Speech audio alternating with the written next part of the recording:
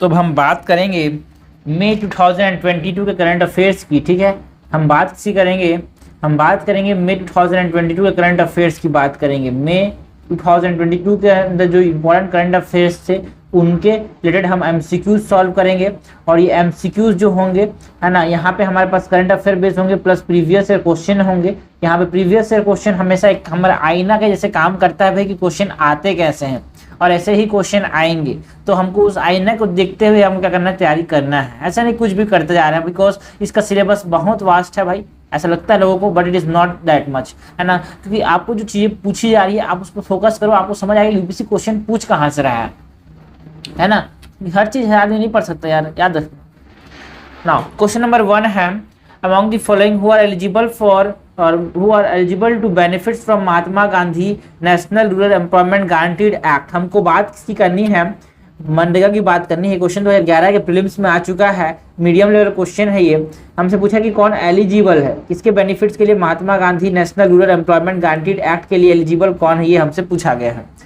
adult member of only scheduled caste and scheduled tribe, adult member of the below poverty line, adult member of the household of all the backward classes, adult member of any household। Answer क्या जाएगा, adult member of any household. कोई पैसा वाला आदमी है वो भी अगर जाके काम मांगेगा ना तो उसको भी काम मिलेगा, याद रखना। ऐसा नहीं कि सिर्फ गरीब आदमी को ही मनरेगा के अंदर रोजगार मिलता है, नहीं, अडल्ट मेंबर होना चाहिए। अडल्ट होना चाहिए, 18+ होना चाहिए, कोई भी हाउस होल्ड, कैसा भी आदमी हो, बीपीएल हो, एपीएल हो, बैकवर्ड क्लासेस हो, एसटी हो, कुछ भी हो। क्वेश्चन नंबर 2 है, recognition of priority learning scheme. हमको बात किसी करनी है recognition of prior learning scheme की। किसकी बात करनी है, recognition of prior learning scheme is sometime mentioned in the news with reference to. ठीक है ना, जो प्रायर लर्निंग स्कीम था वो न्यूज में था, तो इस प्रकार से यूपीएससी क्वेश्चन पूछ लेती है। कोई इंपॉर्टेंट स्कीम जो है वो न्यूज में चल रहा है, उसके बारे में आपसे पूछेगा कि भाई इसके स्कीम के किसके रिलेटेड न्यूज था। उतना डेप्थ नहीं आती, बहुत ज़्यादा मुश्किल है कि वो आपको उसके नुआंसेस के बारे में पूछे, छोटी छोटी चीज़ों के बारे में पूछे, बट वो मेजर चीज़ें पता है कि आपको ये पूछती है ना, मेजर चीज़ें आपको पता है कि नहीं। तो 2017 में आया था भाई प्रीलिम्स के अंदर। डिफिकल्ट लेवल इजी है, डिफिकल्टी लेवल इसका ज़्यादा डिफिकल्ट नहीं है। सो प्रायर लर्निंग स्कीम न्यूज़ में था, है ना। For certifying the skill acquired by the construction worker through additional channels, है ना। प्रायर लर्निंग स्कीम न्यूज में इसलिए था क्योंकि ये सर्टिफाई करने की बात करता है कि इसको जो कंस्ट्रक्शन वर्कर होते हैं ना उनकी स्किल्स को, है ना, उसकी रिकॉग्नाइजेशन हो रहा है, समझ रहे हो ना। रिकॉग्नाइजेशन मीन समथिंग सर्टिफाइंग, है ना। तो यहाँ पे सर्टिफाइंग दी में भी है, but is related to construction worker. Question number 3 है, कंसिडर द फॉलोइंग इवेंट्स। ये क्वेश्चन देखो 2021 में आ चुका है भाई, मीडियम लेवल का डिफिकल्टी लेवल है इसका, है ना। The first democratically elected communist party government formed in state of India. पहली बार डेमोक्रेटिकली इलेक्टेड कम्युनिस्ट पार्टी बनी थी। ठीक है ना, हमको क्या करना है, इनको क्रोनोलॉजिकल ऑर्डर में हमको अरेंज करना है। क्या करना है, क्रोनोलॉजिकल ऑर्डर में अरेंज करना है। करेक्ट हमसे पूछा गया है, हमको इनको क्रोनोलॉजिकल ऑर्डर में अरेंज करना है। तो जो फर्स्ट हमारे पास इलेक्टेड कम्युनिस्ट पार्टी जो बनी थी स्टेट में, है ना, वो कहाँ पे बनी थी भाई, है ना। First democratically elected communist party जो थी वो 1957 में बना था। कहाँ बना था, केरला के अंदर। ठीक है, उसके बाद जो India's then largest bank that is Imperial Bank of India was renamed State Bank of India.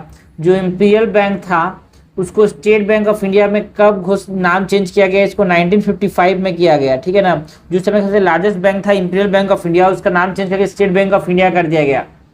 ठीक है ना, जिसका 60% स्टेक किसके पास है भाई, आरबीआई के पास है। Air India was nationalise and become the national carrier. Air India को नेशनलाइज कब किया गया भाई, 1953 में एयर इंडिया को नेशनलाइज किया गया। Goa became the part of independent India 1961 में। ठीक है ना, गोवा ऑपरेशन विजय के थ्रू 1961 में क्या होगा, इंडिपेंडेंट इंडिया का पार्ट हो गया। सिक्किम 1975 में, याद रख। ठीक है, करेक्ट हमसे पूछा गया क्रोनोलॉजिकल ऑर्डर। सबसे पहले क्या हो जाएगा, सबसे पहले 3, फिर 1, फिर 2, फिर 4। 3, 1, 2, 4 आंसर हो जाएगा डी। आंसर हो जाएगा डी।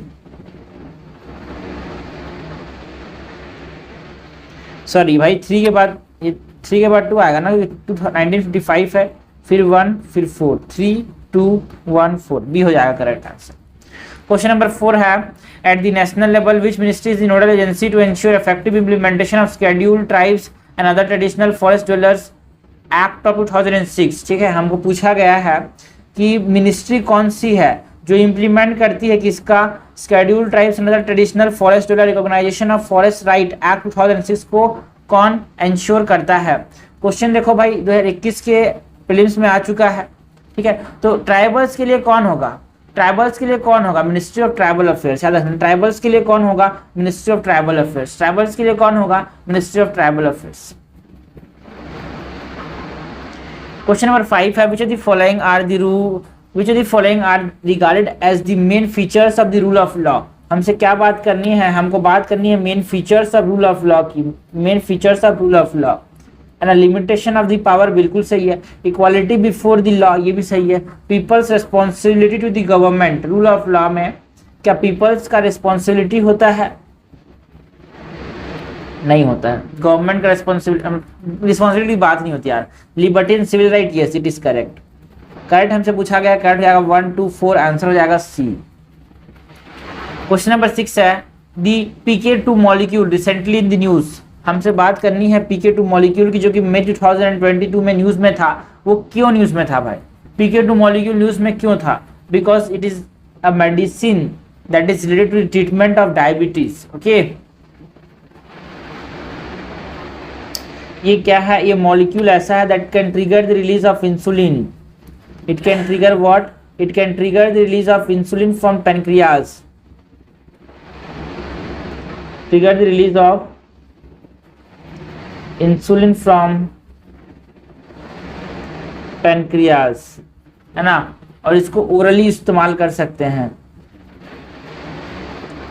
क्वेश्चन नंबर 7 है द पब्लिक इंस्टीट्यूशन अनुभवा मंटपा और the hall of spiritual experience was introduced by whom among the following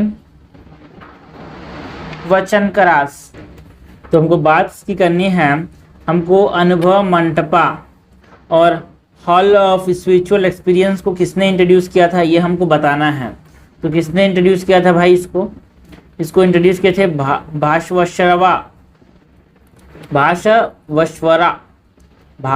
भाषवेश्वरा ने इसको इंट्रोड्यूस किया था। भाषवेश्वरा ने, किसने, भाषवेश्वरा, जो कि किसके फाउंडर थे, वीरशैविज्म के फाउंडर थे। ठीक है ना, और ये किससे बिलोंग करते थे, he belong to state of Karnataka, है ना। ये 20th सेंचुरी के फिलोसोफर थे और ये इंपॉर्टेंट यहाँ पे है, ही फाउंडेड दी वीरशैविज्म, मतलब ये शिव भगवान के भक्त थे, है ना। ओके, है ना। और लॉर्ड शिवा को ये क्या बोलते थे, लॉर्ड शिवा को क्या बोलते थे, कुंडला संगम। कुंडला संगम मतलब क्या होता है, कुंडला संगम मतलब क्या होता है, कुंडला संगम होता है लॉर्ड ऑफ मीटिंग रिवर। ऐसा कौन सा भगवान है जो कि नदियों के मिलने के भगवान है, it is lord Shiva, lord of meeting river, Kundala Sangam. Okay, this is Basaveshwara, है ना। इन्होंने क्या बनाया था, अनुभवा मंडपा बनाया था, किस लिए, which welcome man and women for all walks of life to discuss spiritual issues. ठीक है ना, it discuss what, discuss spiritual issues,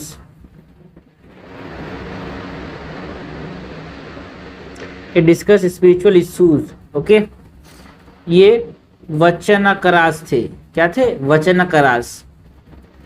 question number 8 है which of the following are correctly match. हमको बताना है आर्कियोलॉजिकल साइट्स है कुछ और उसके कौन से स्टेट्स में लोकेटेड हैं। राखीगढ़ी, राखीगढ़ी कहाँ पे है, राखीगढ़ी कहाँ पे है भाई, राखीगढ़ी है हरियाणा के अंदर, Rajasthan, it is in Haryana, Rakhigarhi is in Haryana. And Rakhigarhi is the largest IBC site रखना, Rakhigarhi is the largest IBC, not Harappa, not Mohenjodaro, the largest IBC site is Rakhigarhi which is in Haryana.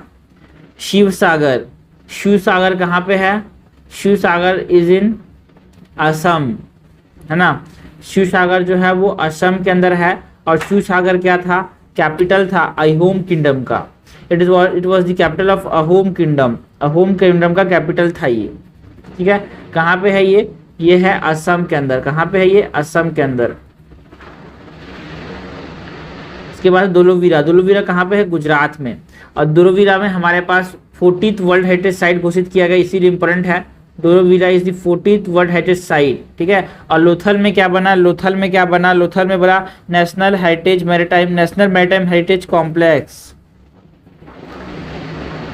39th world heritage site कौन सा है? यूनेस्को का, है ना। 39 नंबर का है Ramappa temple, Warangal of Telangana. Now Adi Chanallur, okay. Adi Chanallur कहाँ पे है? Adi Chanallur is in Tamil Nadu, it is not in Telangana. ये क्या है भाई? It is the oldest sites, है ना, स्टेट्स के। हमारे पास ये अराउंड 600 to 900 BC से बिलोंग करते हैं ये। यहाँ पे हमको अनबुरियल साइट देखने को मिले, यहाँ पे बुरियल साइट देखने को मिले। This is in Tamil Nadu. तो हमसे करेक्टली मैच पूछा है भाई, करेक्टली मैच देखिए है, दैट इज 3rd नंबर का Dholavira, which is in Gujarat. Question number 9 है, which is the following statement with respect to green hydrogen is are incorrect. हमको बात करनी है, ग्रीन हाइड्रोजन की बात करनी है। ग्रीन हाइड्रोजन के बारे में हमसे क्या पूछा गया है? इनकरेक्ट पूछा गया है। Hydrogen is labelled as green hydrogen when the carbon emission generated from the production process is captured and stored. No, कोई भी हाइड्रोजन को ग्रीन हाइड्रोजन तब बोलेंगे जब वो हाइड्रोजन जो बनाया जा रहा है वो पानी को ब्रेक करके क्या बनाया जाता है? हाइड्रोजन बनाया जाता है भाई, प्लस ऑक्सीजन बनता है, ठीक है।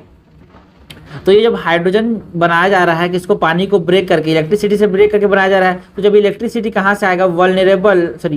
रिन्यूएबल सोर्स से आएगा। तो हम क्या बोलेंगे? इसको क्या बोलेंगे? ग्रीन हाइड्रोजन बोलेंगे। सो this is incorrect, this is incorrect, okay. उसके बाद है steam reforming in the process followed for production. इसमें स्टीम रिफॉर्मिंग का इस्तेमाल किया जाता है क्या? नो। अगर ग्रीन हाइड्रोजन की बात करें तो इसमें स्टीम रिफॉर्मिंग का इस्तेमाल नहीं किया जाता। ग्रीन हाइड्रोजन में हमारे पास रिन्यूएबल इलेक्ट्रिसिटी का इस्तेमाल किया जाता है। स्प्लिटिंग होता है वाटर का। यहाँ पे ग्रीन हाइड्रोजन के बनाने में क्या होता है? स्प्लिटिंग ऑफ वाटर होता है, देख रहे हो ना, यहाँ पे बताया तो था। किसकी मदद से होता है? रिन्यूएबल एनर्जी की मदद से और renewable electricity. This is also incorrect. Green hydrogen production is the cleanest form of hydrogen generation since the byproduct are just water and water vapor. सही है। इनकट हमसे पूछा है, इनकट हो जाएगा C। 1 and 2 are incorrect. Question number 10 है, with reference to non conventional energy source called coal bed methane and shale gas consider the following statement. हमको बात सी करनी है, नॉन कन्वेंशनल एनर्जी सोर्स की बात करनी है, जिसमें एक कोल बेड मीथेन है और दूसरा है shell gas. Coal bed methane is the pure methane gas extracted from coal seams, while shale gas is a mixture of propane butane only। देखो only आ गया, एक्सट्रीम वर्ड आने के बाद घंटी बज जानी चाहिए दिमाग में कि गलत हो सकता है। ये देखो भाई, ये क्वेश्चन तो है भाई 14 में आ चुका है, ये यूपीएससी में, समझ रहे ना, प्रीवियस ईयर क्वेश्चन है ये, ठीक है। सो दिस इज इनकरेक्ट ना यार। यहाँ पे क्या क्या होता है ना, शेल गैस में क्या क्या होता है यार?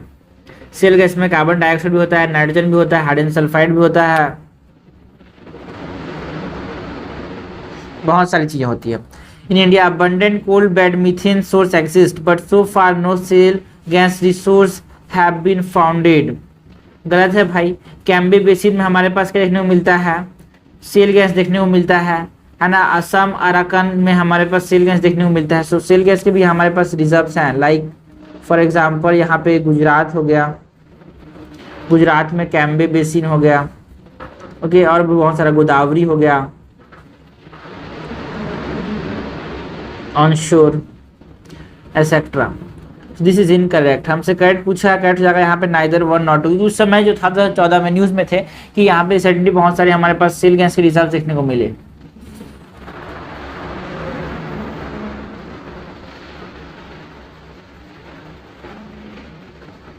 नाउ क्वेश्चन नंबर 11 है, the following statement is are correct. हमसे क्या पूछा है? क्वेश्चन ने पूछा है, करेक्ट बताना है अपने को। Anti microbial resistance specifically relates to resistance to antibiotic. क्या एंटी माइक्रोबियल रेसिस्टेंट में सिर्फ एंटीबायोटिक्स के रेसिस्टेंट होते हैं ये?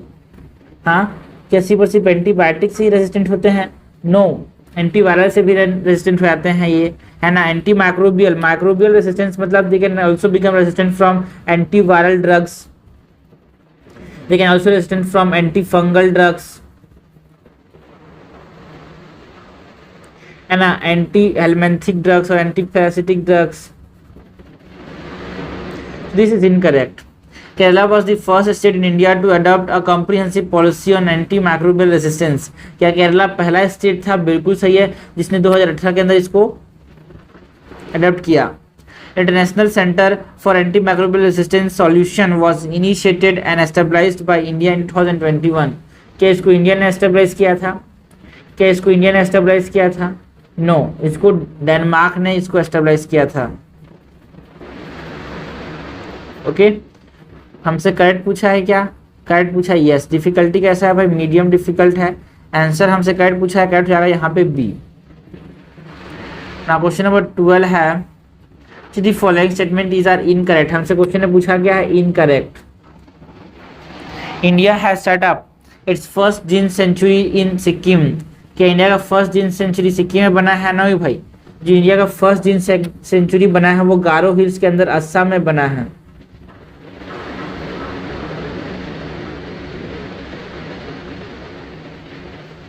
लोग बोलेंगे भाई गारो हिल्स सिर्फ मेघालय में है। नो भाई, मेघालय कुछ पार्ट असम में भी टच करेगा ना। This is incorrect, this is incorrect. The Indian seed vault is located at Tanglang La in Himalayas. जो इंडिया का जो सी वॉल्ट है वो कहाँ पे है?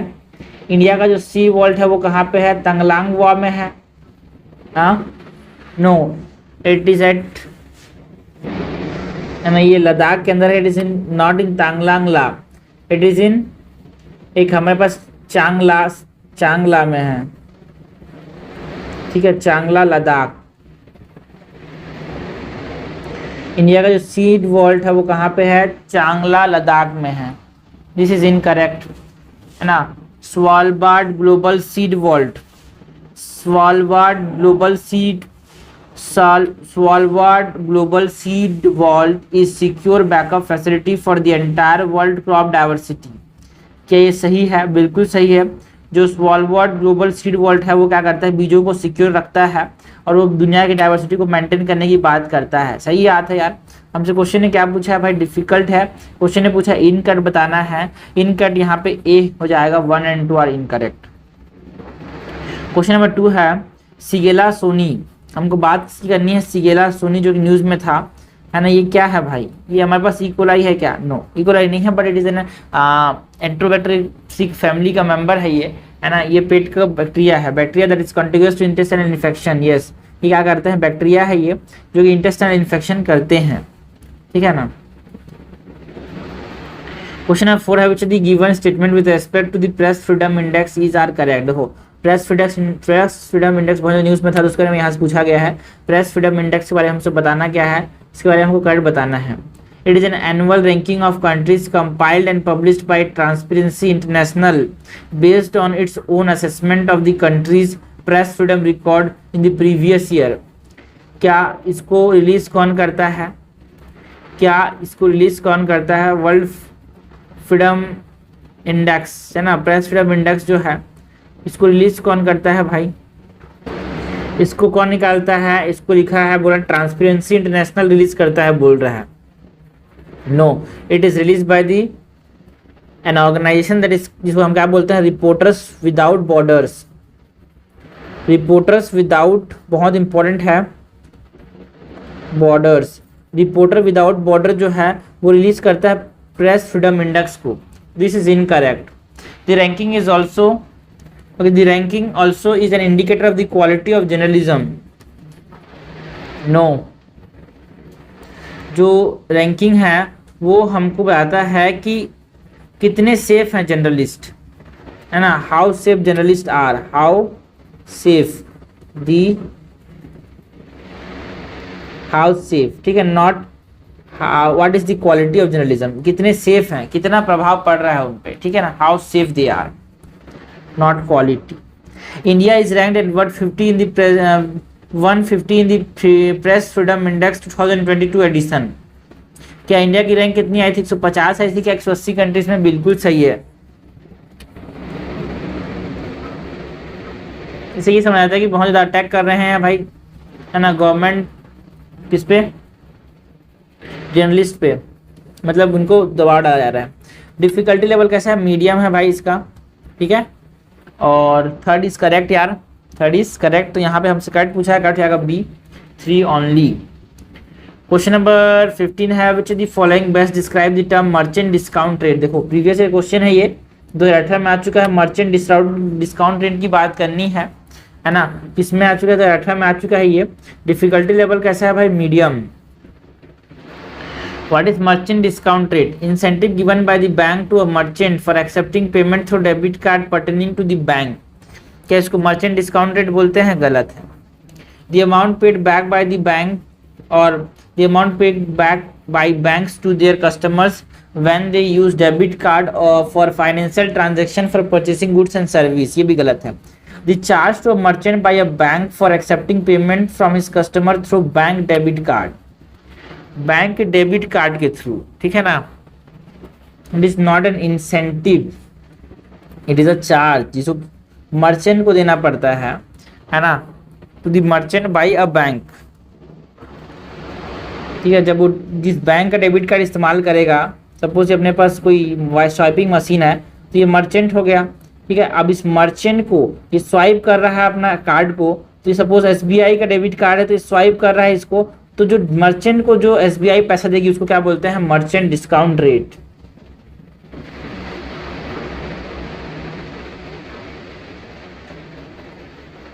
क्वेश्चन नंबर 16 है consider the following pair tiger reserve and state.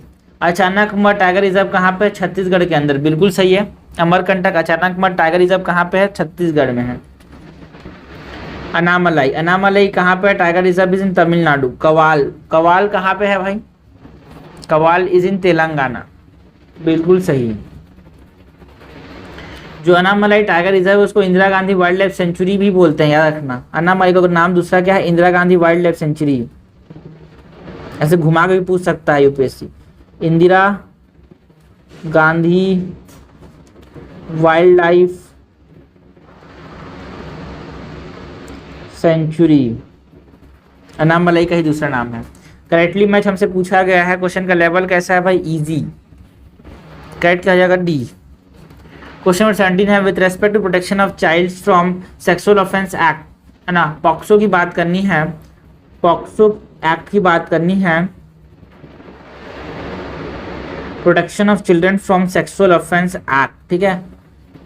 Protection of children from sexual offence act 2012 में जो पॉक्सो आया था उसके बारे में हमको बताना है। करेक्ट।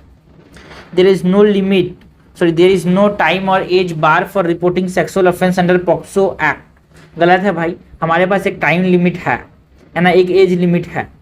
कितना एज लिमिट है? कुछ एज लिमिट नहीं है। ऐसा नहीं कि आप देखो भाई कोई सेक्सुअल ऑफेंस आज हुआ, इसके 1 महीने के अंदर बताना है, इसके 2 महीने के अंदर बताना है, इसके 4 महीने के अंदर बताना है, ऐसा कोई नो टाइम लिमिट, ठीक है। दिस इज करेक्ट, ऐसा यूनियन लॉ मिनिस्ट्री ने बताया था, ओके, 2018 में, तो इसीलिए क्वेश्चन आया था हमारे पास। And it is gender neutral law, कि जेंडर न्यूट्रल लॉ है, बिल्कुल सही है ना। इसमें कोई भी children below the age of 18, है ना, बोथ मेल एंड फीमेल,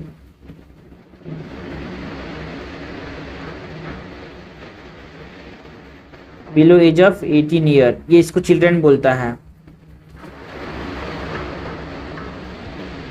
इस एक्ट में मेंशन्ड है भाई। This is also correct. हमसे क्वेश्चन ने क्या पूछा है भाई? करंट पूछा है क्या? यस। करेक्ट क्या हो जाएगा यहाँ पे? करेक्ट हो जाएगा बोथ 1 and 2। क्वेश्चन नंबर 18 है consider the following with respect to Sahitya Akademi award. बहुत इंपॉर्टेंट है भाई, इतना इंपॉर्टेंट है कि बहुत न्यूज़ में रहता है। साहित्य अकेडमी अवार्ड, हमसे इसके बारे में पूछा गया है। It is the highest literary award in India. क्या इंडिया का सबसे हाईएस्ट लिटरेरी अवार्ड है? No, it is the second highest literary award. It is the second highest literary award. Highest कौन सा है? हाईएस्ट है जननपीठ award, जननपीठ award.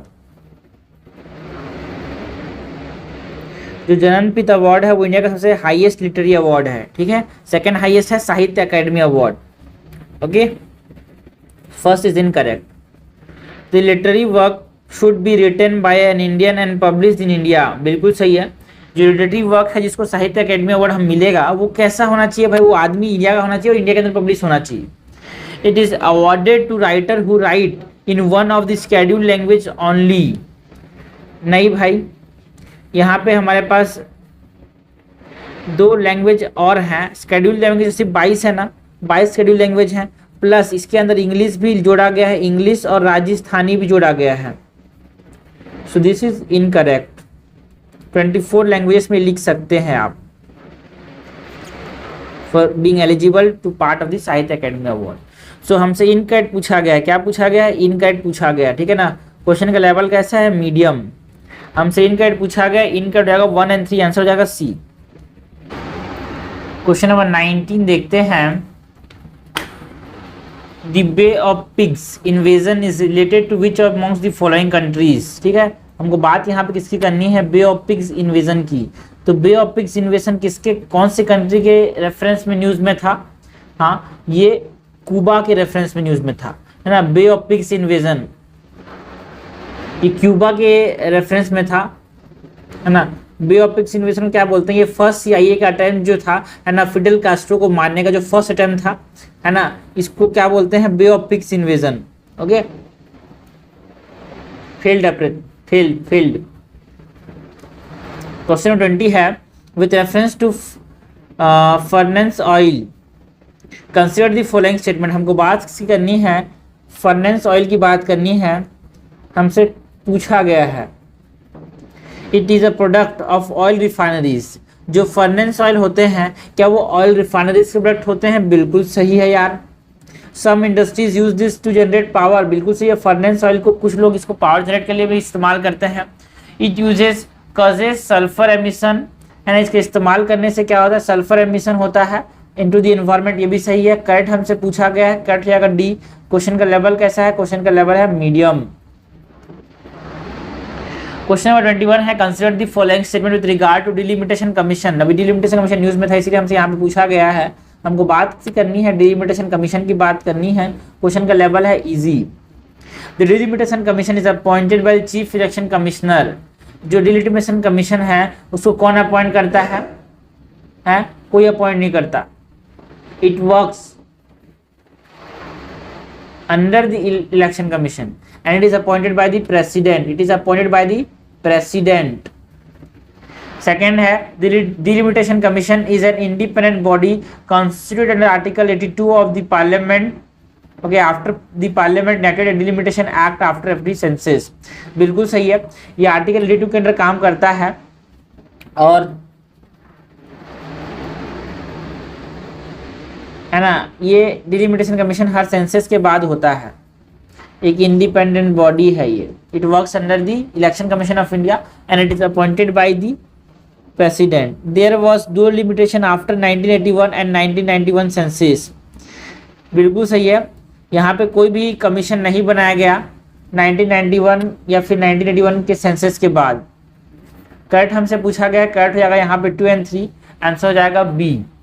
Okay, question number 22 है, consider the following statement with regard to Jog Falls. हमको बात करनी है, जोग फॉल्स की बात करनी है। It is a waterfall on the Shravati river located in the eastern Ghats of Shivamogga district Karnataka. क्या ये सही है? जोग फॉल्स जो है वो श्रावती रिवर के ऊपर तो है, लेकिन ये ईस्टर्न घाट्स का पार्ट नहीं है। श्रावती नदी जो है ना, it is located in the western Ghats. This is incorrect. It is the second highest plunge waterfall in India.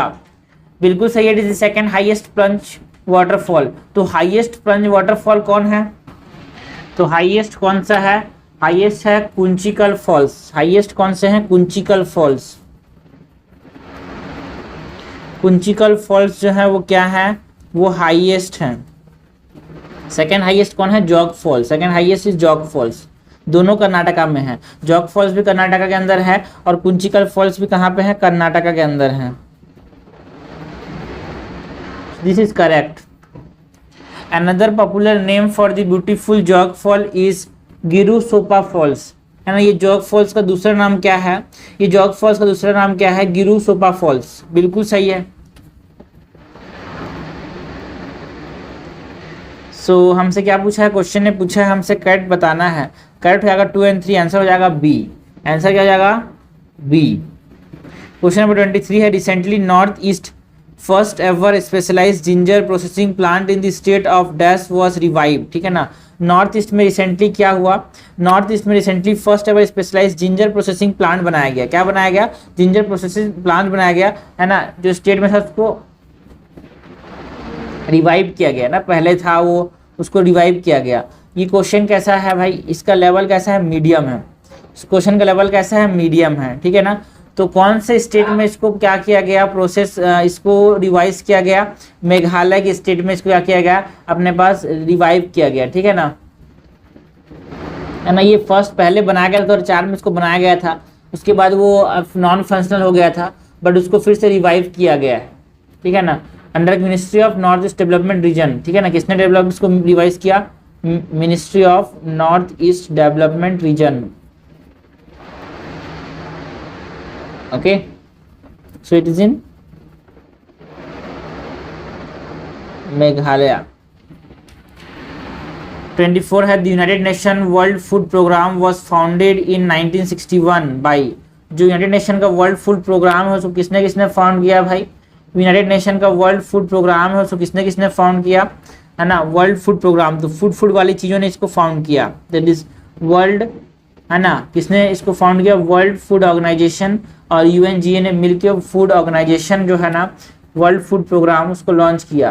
किसने लॉन्च किया? Food agriculture organisation and UNGA, food UNGA plus food and agriculture organisation, दोनों ने मिलकर क्या launch किया? World food programme, world food programme.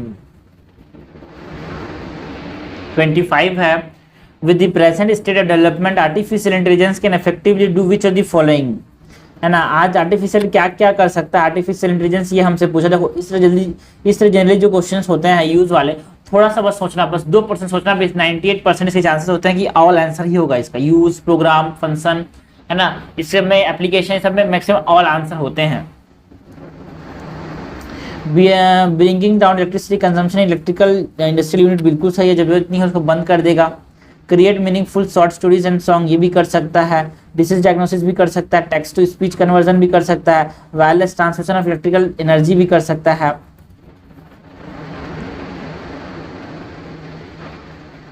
Answer क्या होगा? D. Question 26 है consider the following step with regard to operation AAHT. हमको बात किसी करनी है? ऑपरेशन आहत की बात करनी है। AAHAT ऑपरेशन आहत जो था वो न्यूज में देखने को मिला अपने को, है ना। It is in the context of what? Operation launch by the railway protection force to combat human trafficking. AAHT जो था it is for preventing human trafficking.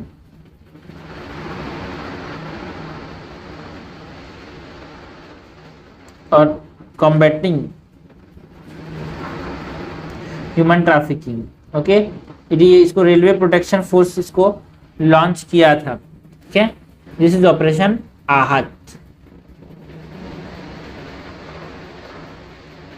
Question number 26 का 27 है consider the following statement with respect to syngas. हमको बात किसी करनी है, syn gas की बात करनी है। क्वेश्चन का लेवल कैसा है भाई? Difficult. Syn gas is a mixture primarily consisting of carbon monoxide, hydrogen and carbon dioxide. क्या सिन गैस में कार्बन डाइऑक्साइड होता है? क्या सिन गैस में कार्बन डाइऑक्साइड होता है? बिल्कुल होता है भाई। मेनली तो यहाँ पे 2 गैस ही होते हैं, है ना। मेनली तो इसमें 2 गैस ही होते हैं, that is carbon monoxide and di hydrogen, ठीक है ना। कार्बन मोनोऑक्साइड होता है, डाई हाइड्रोजन होता है। Carbon monoxide plus di hydrogen, ठीक है। तो ये गलत मत करना भाई, ये सही है। एंड कुछ कार्बन डाइऑक्साइड होता है। It can be use to produce liquid fuel such as methanol, ethanol, synthetic diesel. बिल्कुल सही है। इसका इस्तेमाल करके हम मिथेनॉल बना सकते हैं, इथेनॉल बना सकते हैं, synthetic diesel. Because what is methanol? CH3OH, यहाँ पे कार्बन भी है, ऑक्सीजन भी है, हाइड्रोजन भी है, तो यहाँ पे इसका इस्तेमाल करके हम क्या नहीं बना सकते, ये बना सकते हैं, बिल्कुल बना सकते हैं। It can be use to produce nitrogenous fertiliser like ammonia, बिल्कुल सही है, इसका हम इस्तेमाल करके हम क्या बना सकते हैं, अमोनिया भी बना सकते हैं। क्या बना सकते हैं, अमोनिया भी बना सकते हैं। हमसे इनका पूछा कब बना सकते हैं भाई, नाइट्रोजनस फर्टिलाइजर, नाइट्रोजन ऐड करेंगे सिन गैस में, क्या बन जाएगा, अमोनिया से पहले, ठीक है। सो इनकैट हमसे पूछा गया, कैट हमारे पास क्या है, कैट जाएगा, इनकैट कोई सा भी नहीं है भाई, सब करेक्ट है यहाँ पे। क्वेश्चन नंबर 28 है, which of the following statement best describe the term PM MITRA park scheme. हमको बात सी करनी है, पीएम मित्रा पार्क की बात करनी है, क्वेश्चन का लेवल है मीडियम, पीएम मित्रा की बात करनी है, that is PM MITRA park scheme. Okay, it is a central sector scheme, के सेंट्रल सेक्टर स्कीम है, no it is a centrally sponsored scheme. ये क्या है भाई, एक सेंट्रली स्पॉन्सर्ड स्कीम है ये। So first is incorrect. It is a scheme launched to create an integrated textile value chain right from shipping, weaving, processing, printing to garment manufacturing at one location। बिल्कुल सही है, एक ही point में सब चीज होगा। पीएम मित्रा का मतलब क्या है, पीएम मित्रा का मतलब क्या है, मित्रा क्या है भाई, mega integrated textile reason and apparel. Mitra means mega integrated textile region and apparel, this is mitra। okay, ministry of textile ने इसको डेवलप किया था, सेटअप किया था, बाकी सब खराब है भाई, ये इसके बारे में बात करता है, ठीक है।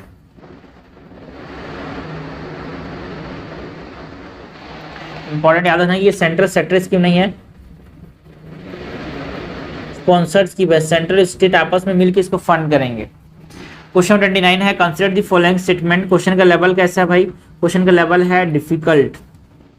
ग्वांटानामो Bay is located in Cuba, बिल्कुल सही है, ग्वांटानामो बे कहाँ पे है, क्यूबा के अंदर है ना, स्टेट ऑफ फ्लोरिडा के पास में, it is located in Florida, Cuba, बिल्कुल सही है।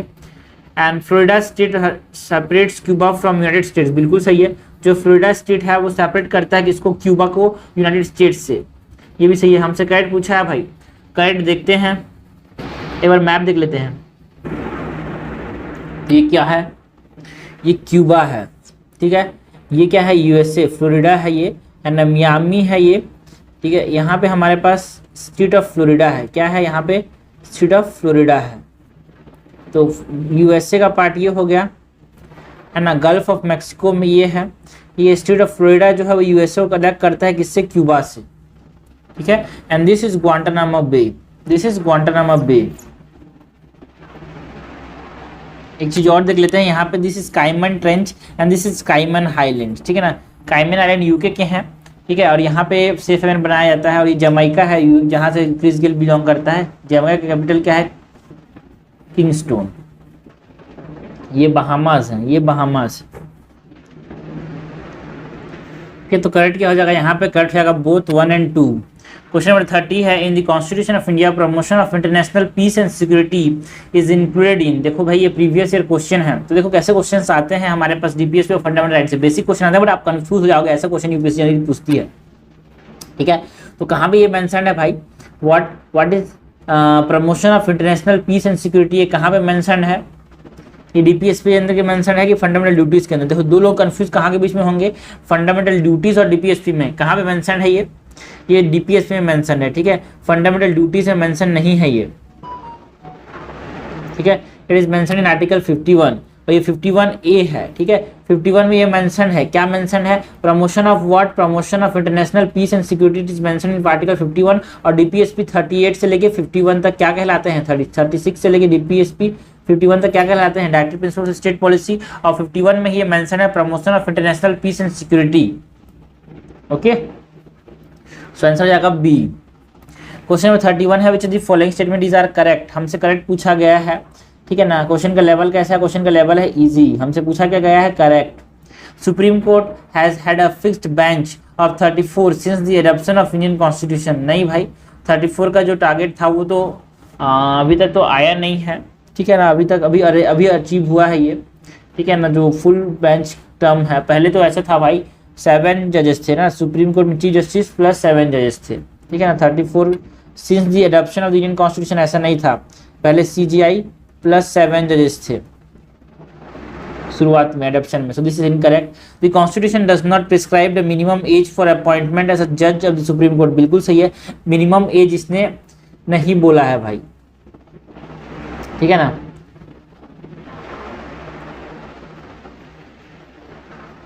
Article 124 talks about the appointment of जजेस। 3 है the supreme court and the high court जज होल्ड ऑफिस अंटिल ही और she attain the age of 65। ये गलत है, बिकॉज जो हाई कोर्ट के जजेस हैं है ना, वो 62 ईयर्स तक हमारे पास होल्ड कर सकते हैं ऑफिस को, और सुप्रीम कोर्ट के जजेस जो हैं वो 65 ईयर्स तक होल्ड कर सकते हैं ऑफिस को, ठीक है। सो दिस इज इनकरेक्ट, दोनों के लिए नहीं है ये। करेक्ट हमसे पूछा, करेक्ट जाएगा 2। क्वेश्चन नंबर 32 है which of the following pairs of traditional sports are associated and associated states is are correctly match. हमको क्या बात करनी है, ट्रेडिशनल स्पोर्ट्स की बात करनी है एंड एसोसिएटेड स्टेट्स की बात करनी है। करेक्टली मैच हमसे पूछा गया है। देखो भाई, सब चीज भूल जाओ, थांगता मत भूलना। Thangta belong to Manipur. Thangta is a martial art form that belong to Manipur and it is perform by the Meitei tribes और मिताई पीपल्स, ठीक है ना। Is correct. गटका, गटका कहाँ से बिलोंग करता है, गटका पंजाब से बिलोंग करता है, ये सही है। कलारी पट्टू जो है ये कहाँ से बिलोंग करता है, ये केरला से बिलोंग करता है, याद रखना, वेरी इंपॉर्टेंट है, ठीक है। ये इंपॉर्टेंट है, ये इंपॉर्टेंट है, बहुत न्यूज़ में रहते हैं ये लोग। एंड सिलाबम तमिलनाडु, ये क्वेश्चन ही इंपॉर्टेंट है भाई, आने के चांसेस बहुत ज़्यादा हैं इसको, है ना। ये सिलाबम जो है वो स्टिक मार्शल आर्ट फॉर्म है तमिलनाडु का।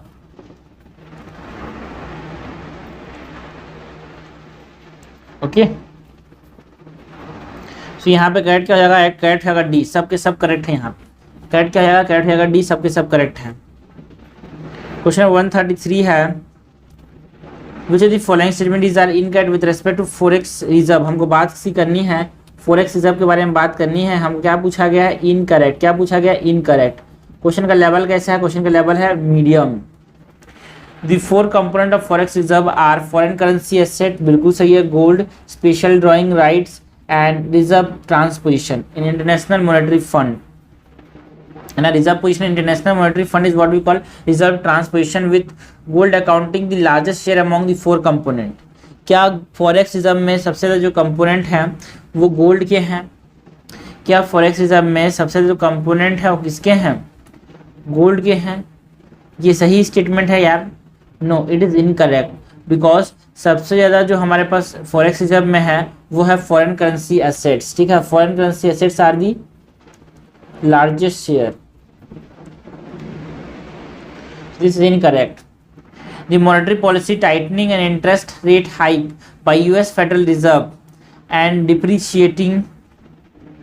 depreciation of other currencies are some of the factors contributing to the currency decrease in Indian foreign reserve। बिल्कुल सही, हमारे यहाँ जो फॉरेन रिजर्व में पैसा डिक्रीज हो रहा है because of the monetary tightening हो रही है ना। मॉनेटरी टाइटनिंग मतलब वहाँ के जो इंटरेस्ट रेट को बढ़ाया जा रहा है तो यहाँ से कैपिटल फ्लाइट हो जा रहा है, तो इंडिया के जो फॉरेक्स रिजर्व वो कम हो जा रहा है। This is correct.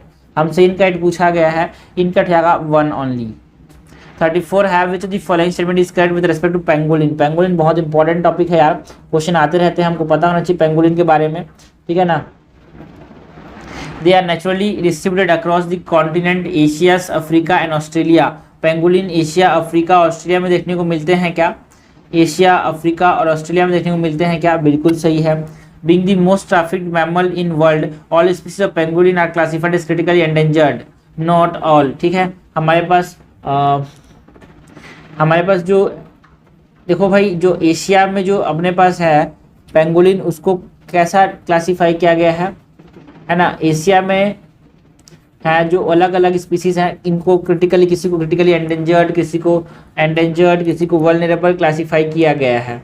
जैसे कि जो चाइनीज पेंगोलिन है वो क्रिटिकली एंडेंजर्ड है, ठीक है ना। सुंडा पेंगोलिन क्या है, क्रिटिकली एंडेंजर्ड है, बट जो इंडियन पेंगोलिन है वो क्या है, एंडेंजर्ड है, ठीक है ना। Chinese pangolin is critically endangered but Indian pangolin is endangered, okay. So that's why it is incorrect, not all are critically endangered, and some are vulnerable, जैसे कि हमारे पास जायंट पेंगुलिन हो गया है ना, वो वल्नरेबल है। They have large protective keratin scale and they are only animal with this feature. No, ऐसा लोग सोचेंगे, गलत है, ओनली देख के गलत कर देंगे, but this is the only animal भाई। और ऐसा किसी एनिमल के पास ऐसा नहीं है कि ऐसा फीचर हो, ठीक है। सो इन कैट हमसे पूछा गया है, इन कैट हमारे पास क्या हो जाएगा,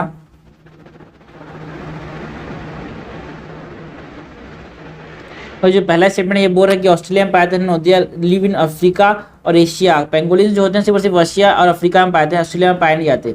first is incorrect, second is incorrect, ठीक है। ये थर्ड वाला भी गलत होगा भाई, बिकॉज देखो हमारे पास आर्madillo जो होते हैं ना, उनके अंदर भी क्रिएटिव स्केल्स होते हैं, ठीक है। सो इसमें हमारे पास इनकरेक्ट पूछा है, इनकरेक्ट होगा डी सी। और याद रखना कि pangolins are what, pangolins are mammals, pangolins are mammals, ये चीज को मत भूलना भाई, रेप्टाइल्स नहीं है pangolins, pangolins are mammals, they are not reptiles, okay.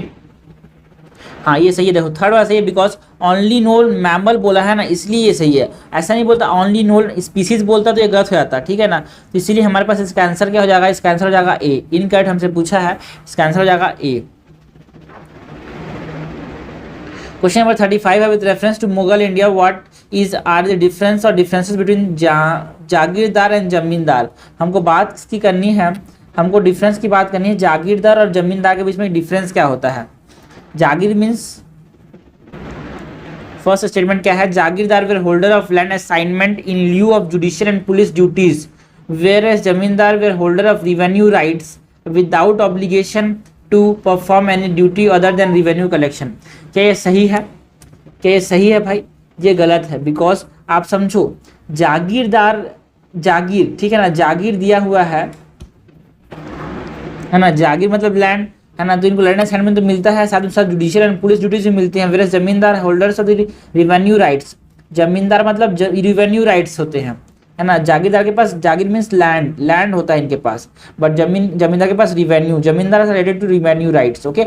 Without obligation to perform any duty, no no no, इनके पास भी ड्यूटीज होता है, मतलब जब सोल्जर की जरूरत पड़ती है आर्मी में तो ये सोल्जर्स देते हैं, ठीक है ना, एंड इनको मिलिट्री ड्यूटीज परफॉर्म करने पड़ते हैं। सो दिस इज इनकरेक्ट यार। Land assignment to jagirdar were hereditary and revenue rights of zamindar were not hereditary. यहाँ पे जो जागीरदार होते हैं, जमींदार होते हैं, दोनों हेरिडिटरी होते हैं। So it is not hereditary, बोला जमींदार, गलत है भाई। जमींदार प्लस जागीरदार दोनों आर हेरिडिटरी, पहले नहीं था जागीरदार बट बाद में हो गया, ठीक है। So this is incorrect. हमसे क्या पूछा है, करेक्ट पूछा है भाई, करेक्ट तो यहाँ से कोई सा नहीं, आंसर हो जाएगा नाइदर 1 नॉट 2।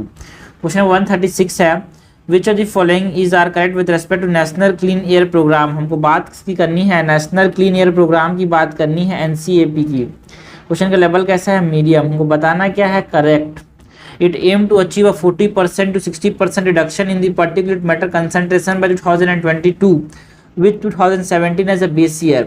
क्या ये सही है, it is not correct, because हम यहाँ पे कितने की बात करते हैं, है ना, हम यहाँ पे पार्टिकुलेट मैटर रिडक्शन की बात करते हैं by at least 20 to 30%, by at least 20 to 30%, ठीक है ना, by 2024, not by 2022, it is by 2024, है ना। बेस ईयर जो 17 ही है, बेस ईयर जो है 17 ही है। So this is incorrect. It aimed to meet prescribed annual average ambient air quality standard across the country based on the national ambient air quality standards।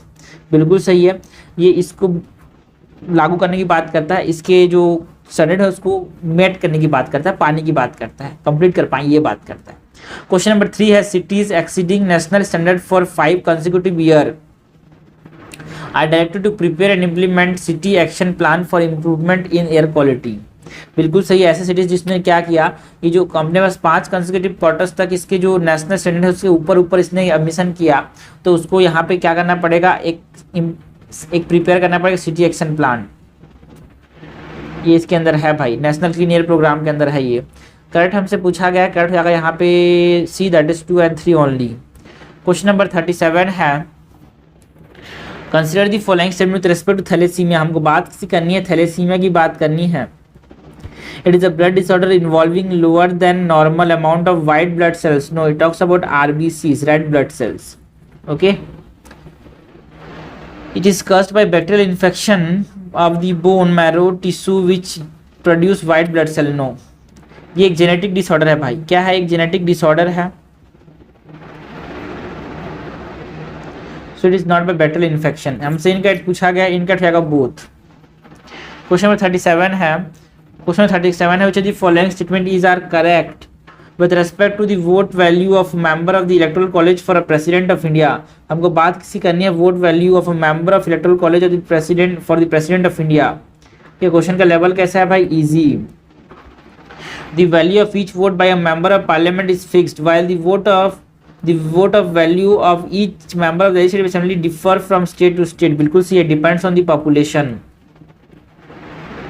Secondly, the value of a vote of member of parliament for an election of president is determined by dividing total value of the votes of all MLAs of the state divided by the total number of elected members of the parliament। गलत बात है भाई, member of parliament का value हर जगह same होता है ना, member of parliament का वैल्यू हर जगह सेम होता है। So this is incorrect. This is what? This is incorrect।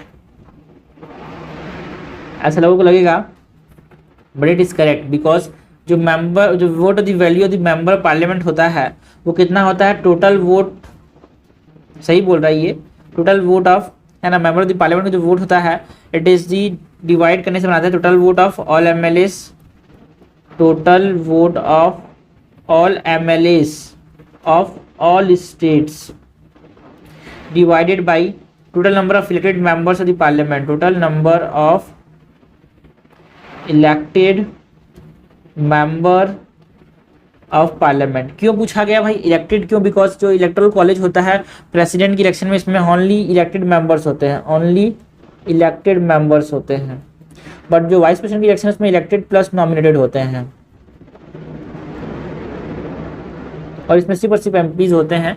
और जो अपने पास प्राइम मिनिस्टर वाले में इसमें एमपीज प्लस असेंबली के जो इलेक्टेड मेंबर्स हैं वो भी होते हैं। ओके, तो हमसे करेक्ट पूछा है, करेक्ट आएगा 38 का सी। क्वेश्चन 39 है, which of the following pair of Indus valley civilisation sites and their corresponding present state location is are correctly match. हमको क्या बताना है? 2 बार ऐसा क्वेश्चन आ गया भाई। हमको बताना क्या है? इंडस वैली के साइट्स बताने हैं एंड इसके स्टेट्स किस में वो लोकेटेड है उसके लिए हमको बताना है। करेक्टली मैच हमसे पूछा है। राखी गढ़ी कहाँ पे है? सबसे लार्जेस्ट साइट है, ये लार्जेस्ट साइट है इंडस वैली का, है ना, इट इज़ इन हरियाणा, बिल्कुल सही है। बनावली कहाँ पे है? बनावली कहाँ पे है? क्या ये पंजाब के अंदर है? No, Banawali is also in Haryana, it is also in Haryana, this is incorrect. Okay, Kalibangan कहाँ पे है? राजस्थान के अंदर, ये सही है, कालीबंगन इज इन राजस्थान। और फायर अल्टार जो है हवनपुर जो है ना, फायर अल्टार जो है हवनपुर जो है वो कल में देखने को मिलता है। कल मतलब कालीबंगन और लोथल में क्या बना? नेशनल मैरीटाइम हेरिटेज कॉम्प्लेक्स बना है। क्वेश्चन नंबर 40 है, with reference to land reforms in independent India. हमको बात किसकी करनी है? लैंड रिफॉर्म्स की बात करनी है इंडिपेंडेंट इंडिया में। Which one of the following statement is are correct. हमसे क्या पूछा गया है? करेक्ट पूछा गया है। ये क्वेश्चन 2019 में आ चुका है भाई। कहाँ आ चुका है? 2019 में आ चुका है। हमसे करेक्ट पूछा गया है। The ceiling land were aimed at family holding and not individual holding. के फैमिली होल्डिंग पे था, इंडिविजुअल होल्डिंग पे नहीं था। गलत बात है भाई, इंडिविजुअल होल्डिंग पे था। The major aim of the land reform was providing agriculture land. Sorry, यहाँ पे जो देखो सीलिंग था वो both family as well as individual holding, दोनों पे सीलिंग था। एंड द मेजर एम किसका था? लैंड रिफॉर्म का क्या था? Major aim to provide agriculture land to all the landless. ये सही है। It is resulted in cash crop बोल रहा है। नो, कैश क्रॉप नहीं भाई, जो खाना के लिए हमारे पास जो क्रॉप उगाते हैं राइस, उसके लिए उसके कल्टीवेशन में ज़्यादा हुआ है, उसके वजह से। Land reform permitted no exemption to the ceiling limit. No, it has certain exemption and to forest land and a garden and barren land.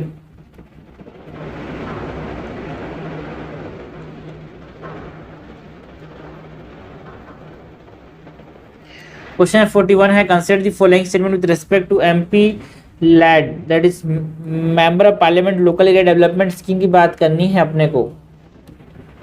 The MP-led fund is released to the district authority and the MP only have the power to recommend development work. कि जो पैसा है वो district authority को पैसा दिया जाता है। क्या इसमें डिस्ट्रिक्ट अथॉरिटी को पैसा दिया जाता है भाई? बिल्कुल सही है। इसमें क्या होता है, डिस्ट्रिक्ट अथॉरिटी को पैसा दिया जाता है, बस जो एमएलए जो एमपी है वो बोलता है कि हाँ इस क्षेत्र में काम करना है। This is correct.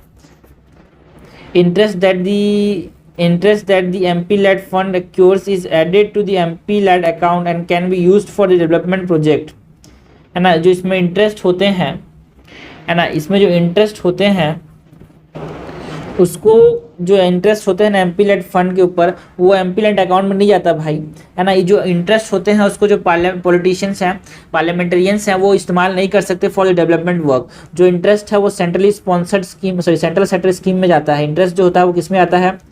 Central sector scheme में जाता है ना। और ये जो MP-led स्कीम है ना, it is a central sector scheme बोल रहा है, बिल्कुल सही है। MP-led scheme is a central sector scheme, मतलब 100% कौन फंड करेगा? Central government. ओके, इनकट हमसे पूछा है, इनकट क्या हो जाएगा? Two only. क्वेश्चन का लेवल कैसा है भाई? क्वेश्चन का लेवल कैसा है? मीडियम। Now question number 42 है, which of the following cyclones and the countries that name them is are correctly matched। हमको बात सी करनी है, साइक्लोन्स की बात करनी है, and countries that name them is correctly matched। हमसे correctly match पूछा गया है, ठीक है। साइक्लोन्स, गुलाब, जो साइक्लोन गुलाब है उसको किसने नाम दिया? गुलाब नाम किसने दिया? ओमान ने नहीं, पाकिस्तान ने नाम दिया। गुलाब नाम किसने दिया? पाकिस्तान ने। शाहीन, जो शाहीन नाम था वो किसने दिया? क्वातर ने दिया, है ना। एक पक्षी का नाम है, शाहीन इज अ फाल्कन, पक्षी है ये, है ना। तोते, तोते नाम किसने दिया था? जो हुआ था तोते वो म्यांमार ने दिया था, बिल्कुल सही है। असीनी, असीनी जो नाम था वो किसने दिया था? श्रीलंका ने दिया था, ये सही है। करेक्टली मैच हमसे पूछा गया है भाई, है ना। करेक्टली मैच यहाँ पे क्या हो जाएगा?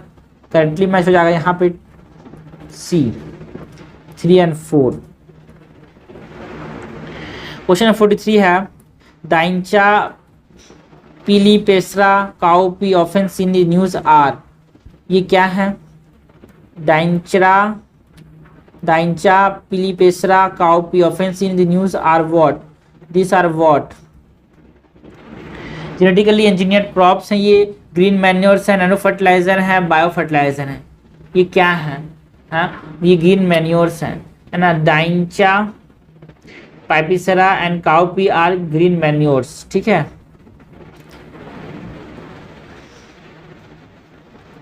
इनको हम कहाँ से ऑब्टेन करते हैं, है ना? उगा के, ग्रीन मैन्योर इनको उगा के ऑब्टेन करते हैं, है ना, या फिर वेटलैंड से, फॉरेस्ट से ऑब्टेन करते हैं।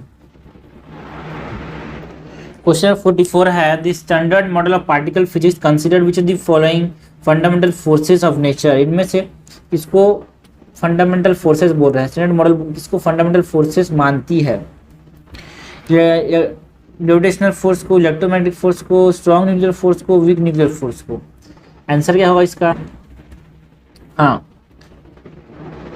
है ना, standard model physics, okay, particle physics, ठीक है ना।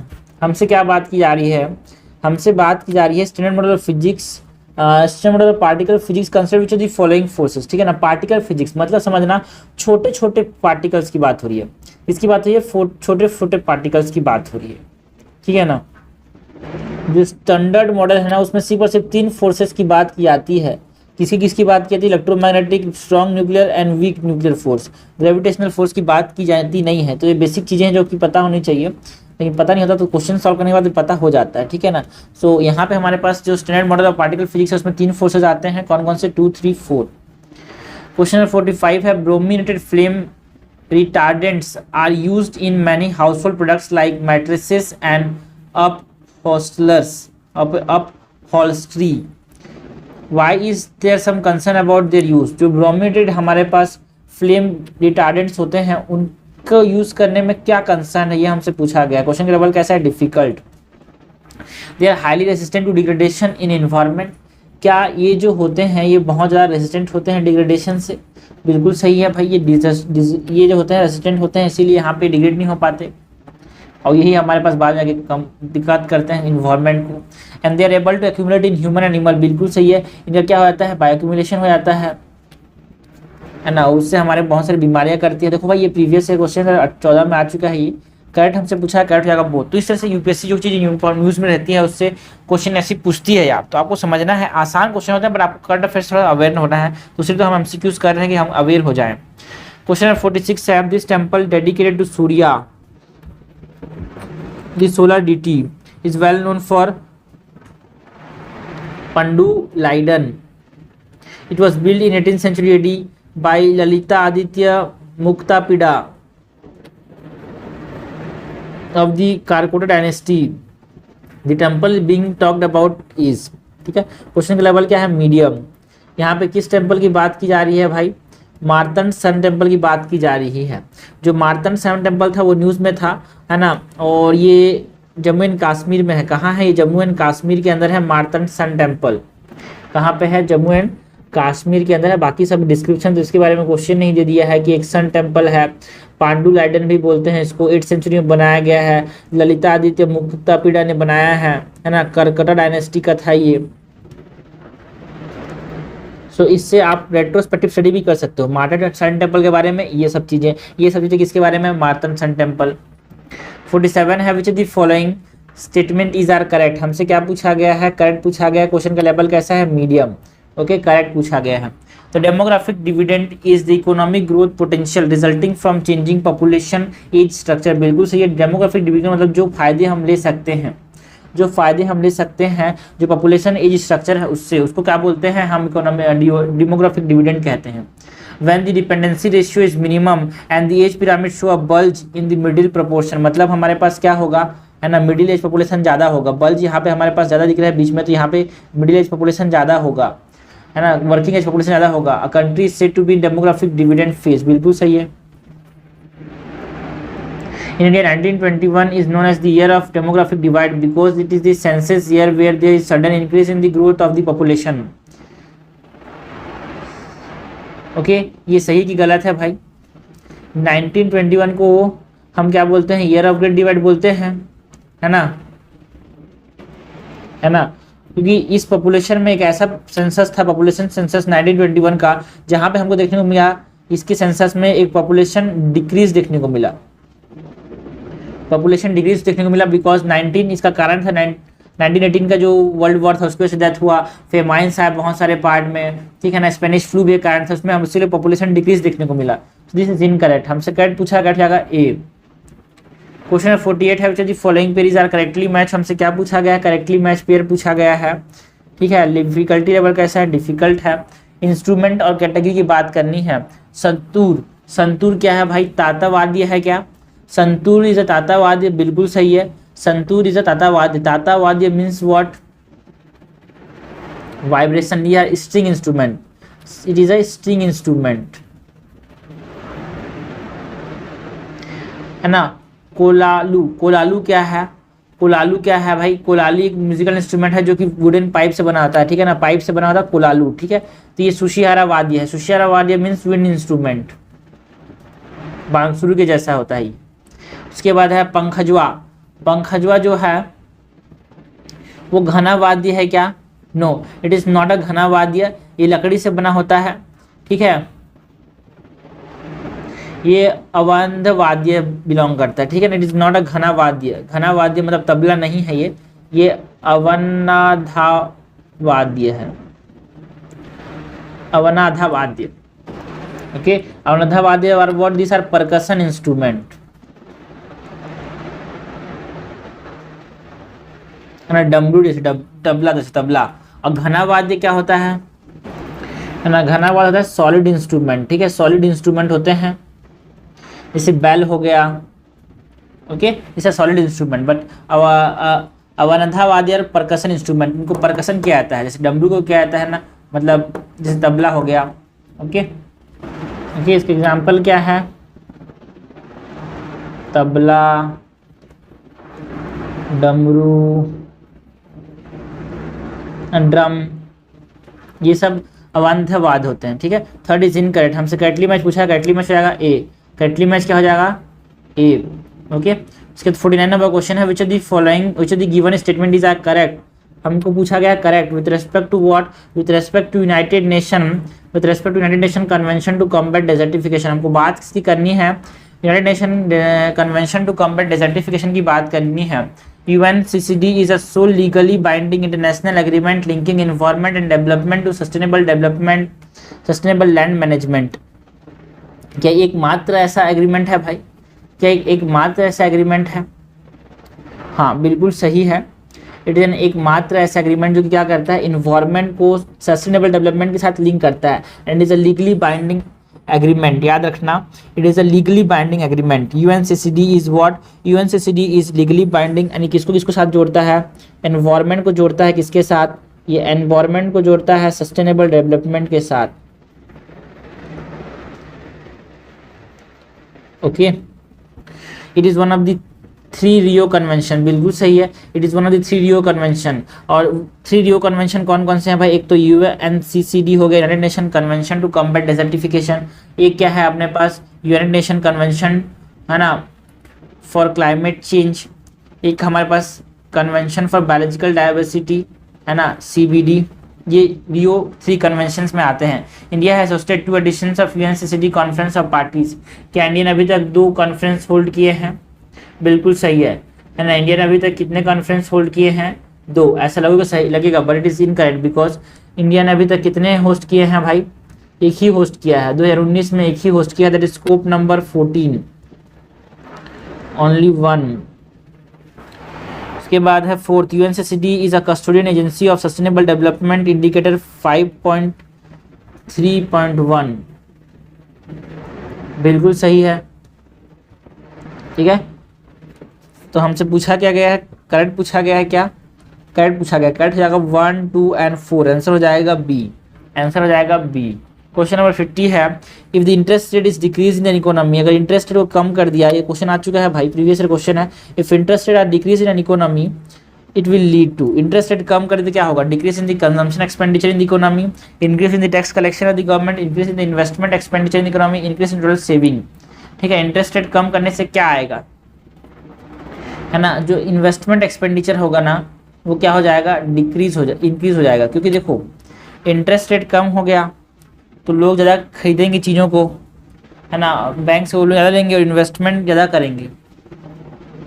समझ रहे हो कि नहीं समझ रहे हो? और इंटरेस्ट रेट कम करने से लोगों को पैसा ज़्यादा आएगा, सो कंजम्पशन एक्सपेंडिचर भी बढ़ जाएगा, टैक्स कलेक्शन बढ़ जाएगा, इंटरेस्ट रेट कम होने से बढ़ भी सकता है, घट भी सकता है। In case total saving no, tax rate कम हो गया तो लोग ज़्यादा पैसा खर्चा करेंगे, चिंता ही नहीं रहेगी सेविंग की। सो दिस इज पार्ट 1 जहाँ हमने पार्ट क्वेश्चन नंबर 1 से क्वेश्चन नंबर 50 तक देखिए। नेक्स्ट हम बात करेंगे 51 से 100 तक के क्वेश्चंस की नेक्स्ट पार्ट।